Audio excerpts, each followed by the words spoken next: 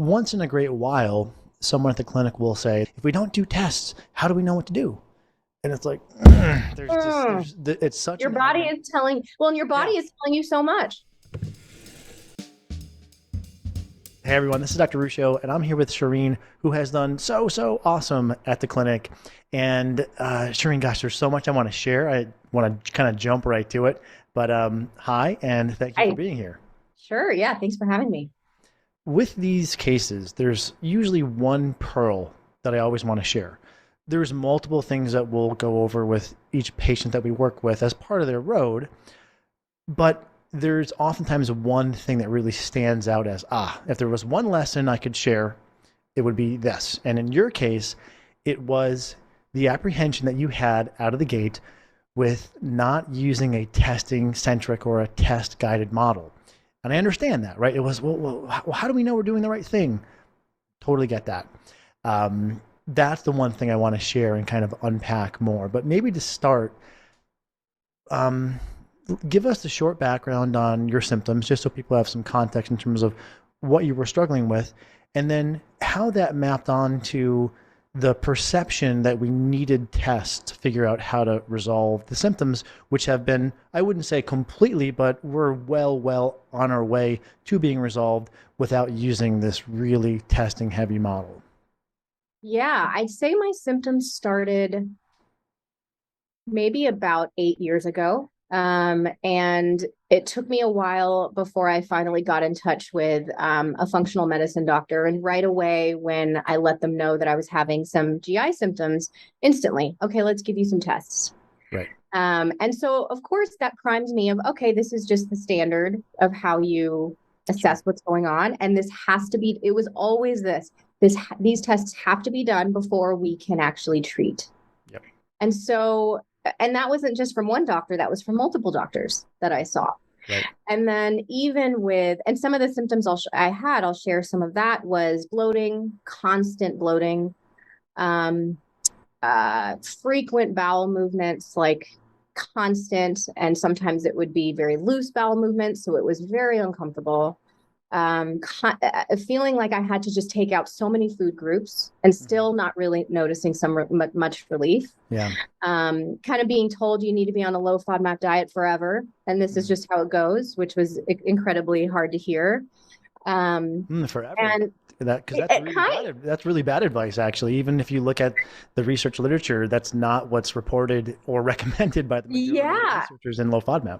Right. I mean, it was essentially told to me, well, if this diet is treating you well and you feel like you're responding well to it, then don't bring in foods that are upsetting you. And so that was kind of how I understood that. Like, okay, so I guess I just need to continue to avoid these foods. And so that it felt like, okay, initially I was optimistic because this was all I knew. So, okay, I'll do these tests. Let's see what comes up. And sure enough, some things came up, and SIBO specifically was one issue that came up. And so they started me on a course of treatment, and they said, okay, you did the first course of treatment of antimicrobial herbs and probiotics. So let's retest you and see where your levels are at.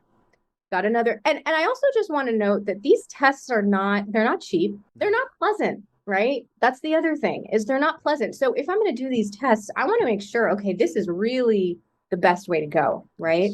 And the SIBO tests also they're very time intensive. You got to do a whole different diet the day before, and it takes up majority of the day. So it's a really big investment.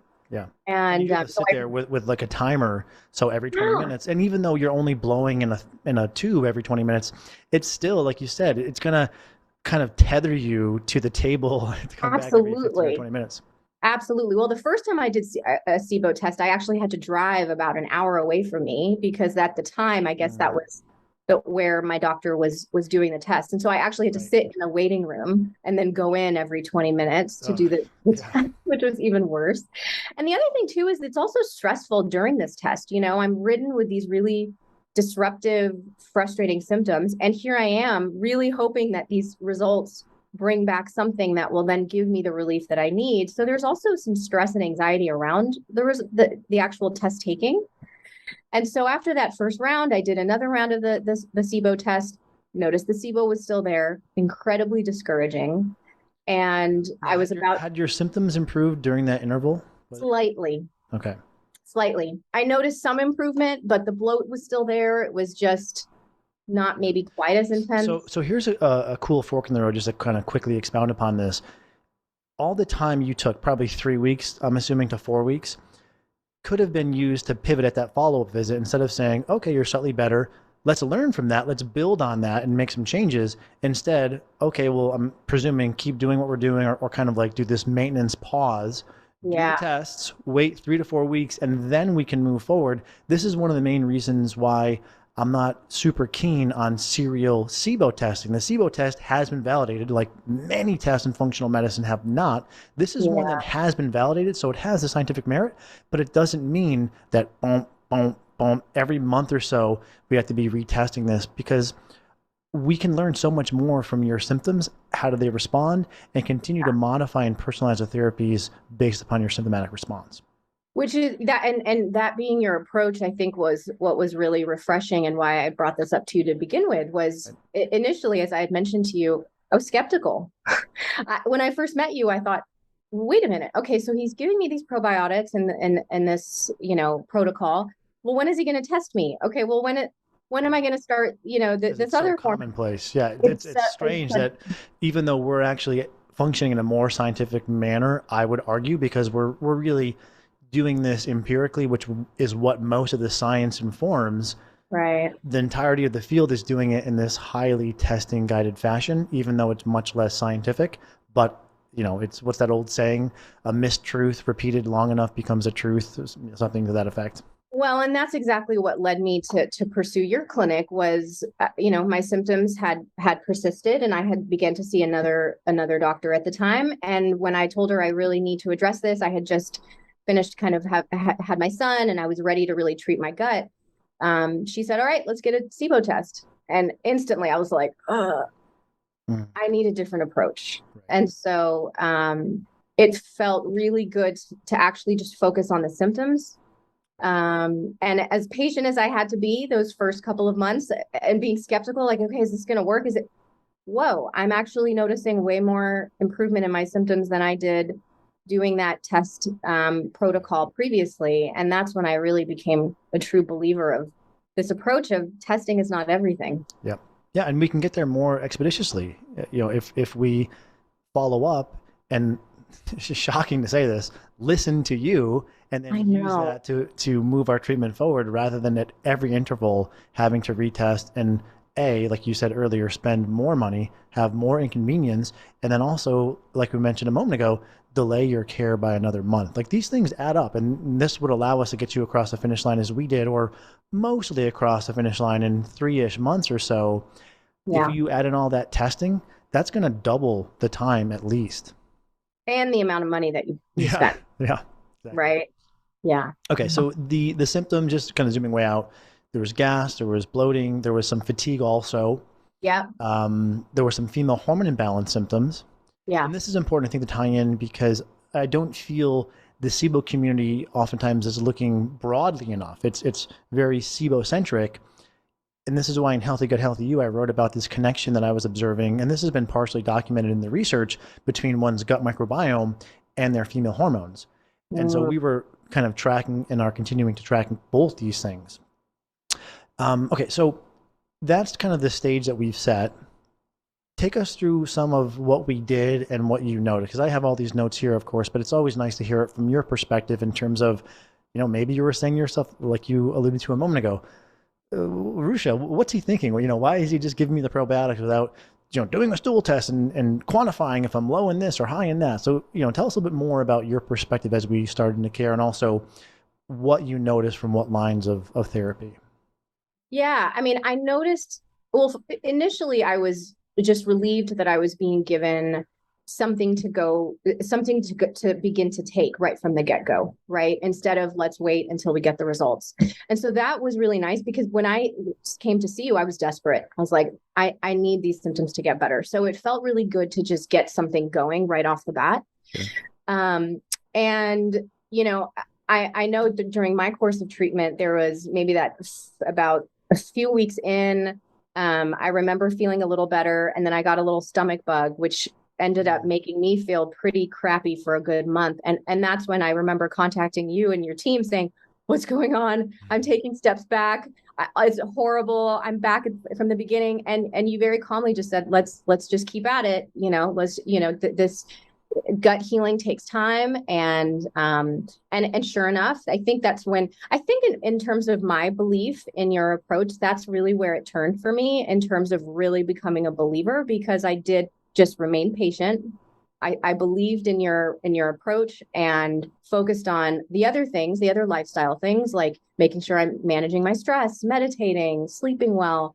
And gradually my symptoms really did just become a whole lot better, way better than what those other modes of treatment were. And then it just finally started to feel like my gut was really being supported properly. And then in addition to my hormones being supported properly, which was lovely. And I wasn't expecting that when I first started my treatment. I wasn't expecting that the hormone and gut treatment were to be going on simultaneously. Right. But I saw how that worked really harmoniously, and it's been really good. And we did use with you some of those female herbs like the Vitex and the Dong Quai and Black Cohosh, which we have in the two Estro Harmony and Progest Harmony formulas that we use. And this is just another good example of why it's so important to really pay attention to your symptoms and say, well, there's these SIBO-like symptoms, but we know that there's way more than just treating the tests. We can apply probiotics in a logical fashion and other dietary and lifestyle interventions. But we also want to pay attention to this other cluster of symptoms. And I don't even think they were the ones that you came in with, like, I want to get better with this. They were in the background, but we try to do, again, coming to that broad purview, what does this person look like in their entirety and not just focus on one cluster, because there's interplay. And the female hormones in the gut do have this bidirectional relationship. So we want to be paying attention to these things, almost like this master dashboard where we're looking at multiple systems and saying, well, what knobs do we have to kind of adjust together to get you this, orchestrated improvement across multiple systems and manifest as, orchestrate improvements in multiple systems so as to manifest a wide array of symptomatic improvements. Exactly. Yeah. Yeah. I mean, it really did feel like you took a step back and looked at the whole picture, not just my gut, which you're right. When I first came in, I said, fix my gut. What's going on there? Right. But it's true. The other hormonal stuff was very much going on and was on the back burner for me initially, but, I could see how it was impacting everything else. And so we changed your diet a little bit. There wasn't huge changes to your diet, a little bit of low FODMAP modification. And I believe, did we up your carbs also? Let me just. We did. Yeah. I was with the female hormones, right? Oftentimes people are too, well, especially women, obviously, they're too restrictive. They go too low carb inadvertently. And then this leads to this kind of metabolic deficiency where it's almost like someone's undereating. They're just undereating carbs, and this can cause problems with sleep and with sex hormone production. And it's also more fun if you can eat carbohydrates. Right? Oh, absolutely. Yeah. Yeah. And I think before I came to see you, I was under the impression of like, oh, it's okay going low carb. Just, fill your diet up with healthy fats and good solid protein. And so that was also a really big change. And to make that connection of increasing my carbs and how that could also help my sleep, that was a really big deal. Yeah, that's a big one, because anything that interferes with your sleep is just going to drag you down over time. Well, and then I think also the important piece of how active I am, in terms of lifting weights and doing like high intensity training. I didn't realize how much I needed to really support my body through those activities as well. And this is another thing that we look at in our initial intake. How much is this person exercising and what are they doing? Because if you're walking your dog once a day for 20 minutes, that's different than someone like yourself who's doing high intensity, rigorous exercise. Right. Your metabolic needs are going to be different. And so if we're seeing, well, I'm not sleeping well and I'm fatigued, let's zoom out, right? Yeah. What's this person doing in totality and how can we shift multiple things to really support them? Yeah. Yeah, exactly. And did your workouts get better? I'm assuming that they did. For sure. Yes. Oh my gosh. Yeah. I mean, my energy level got a lot better. My workouts, I was able to, get, PRs, like personal records in my lifting, which I wasn't really expecting and wasn't really a goal of mine, but I mean, it made so much sense, and it just made me realize how much I was under eating, and then how much that was impacting my sleep, my hormones, my gut, increasing stress, And so, yeah, once I felt like I was actually well nourished, and able to recover from those intense workouts, it was a game changer. So I feel like there's really two concepts here. One is we don't need to be testing centric. And the other is we need to have the appropriate level of zoom when looking at a case. If we were too zoomed in just on SIBO or just one nuance of the gut, we could have missed these other simple things. So the appropriate level of zoom and then not putting too much focus on testing. And I would argue these interplay together, because if you're doing a bunch of tests, there's kind of this tacit obligation on the behalf of the clinician. Well, I've got to treat and manage all those markers now. And it leads you further into this treating of the numbers rather than saying, she's doing a lot of high intensity training. She's also eating low carb. She's also exhibiting symptoms of being malnourished. Maybe I don't need to test to sort this stuff out. Yeah, exactly. Well, and I think also from the patient perspective, when you take that approach, I really feel heard, instead of just looking at data, which is important still too, but instead of just looking at test results, you really paid attention to what I was telling you. And that it's an incredible patient experience when you're feeling heard in that way. And this, I feel, is so important to get out to people, because once in a great while, someone at the clinic will say, this happened to me last week. It maybe happens once a month, not too often. I think we're doing a good job of educating people on this, but they'll come in and say, well, if we don't do tests, how do we know what to do? And it's like, it's such your body is telling, and your body is telling you so much. Exactly. And it's also such an admonition regarding how impactful lab companies have been in skewing education and functional medicine. Yeah. Yeah. Really good advertising. Yeah, exactly. And this is where the clinicians have to be the gatekeeper in terms of you can go to the seminars, but you have to understand if it's a seminar funded by a lab company and a supplement company, you have to be able to filter the claims and use them appropriately. And I think we haven't quite gotten that balance right just yet in the field. Right, right. But to your point, I know a lot of people are very well-intentioned, right? That they want to just do what's right by their patient, but it's all well-intentioned. I just think the problem is there's not enough questioning. I think people will question pharmaceutical funded seminars, but that hasn't carried over to the natural and integrative space yet, because it's like, natural, everyone's good, and the supplements and these things can't be bad. Well, it needs to be re-examined, I feel. Yeah, absolutely. So how are you feeling now? I know we've alluded to this, because I don't want to paint everything super rosy like it was all on a dime. I'm really happy with how you've improved, but give us kind of the current day and how are you feeling? Yeah, I mean, for the most part, I'd say, well, the biggest improvement from everything that we've done is my gut, for sure. I haven't had kind of like what I call an episode of intense bloat in a long time. I can't even remember the last time.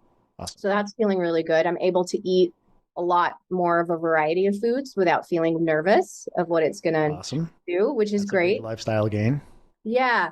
I mean, I think since our last meeting, I think maybe my hormones there's still some stuff maybe going on there. My sleep isn't 100% where I want it to be. So I think that there's still some room for improvement there. But besides that, I think some of that stuff is probably stress induced too, if I were to be honest. So it's also a constant kind of managing of that. Right. But I mean, when I think about where I was when I first started meeting with you, which was back in April or March, around then, I feel like I was kind of a different person. Yeah. And in the about 3 months that we've been working together, I'm extremely happy with these improvements. And to your point, we have a few things that we're still making some dial adjustments, like we mentioned a second ago, for the female hormone specifically. Yeah. But also just, and I know you know this, but more so for the audience, Rome wasn't built in a day, right? No. I look macro level. Are we seeing month over month improvements? And we are. And that's an excellent sign. And we'll continue to have that momentum going forward. Absolutely. Yeah. I mean, because even though I'm saying like my sleep isn't exactly where I want it to be, it's still significantly better than where it was. Right. So yeah, it's a huge plus. Awesome. Well, again, you've done so well. Anything else that you want to kind of leave people with? I mean, I think some things that I would have told myself several months ago when I was in the thick of it Be patient. I think that was a big one. And also, one thing that I found really valuable was, doing your due diligence and your research and finding the right person for you and for what your goals are so that you feel like you're in good hands. And I think once I did that, it was a game changer for me. Awesome. So, yeah. Well, again, you have done so well. Thank you for sharing this, because those two concepts I think will help so many people, because it really is contending with a lot of the messaging that's commonplace in the field. Yeah. So again, thank you so much for Thank you. Thanks.